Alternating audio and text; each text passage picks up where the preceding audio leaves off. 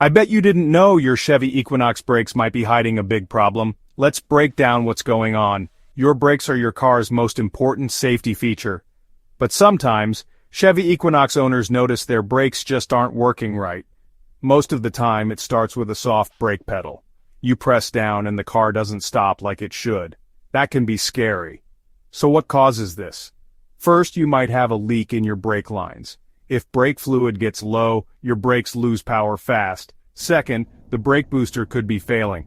This part helps you press the brakes with less effort. When it breaks, stopping gets much harder.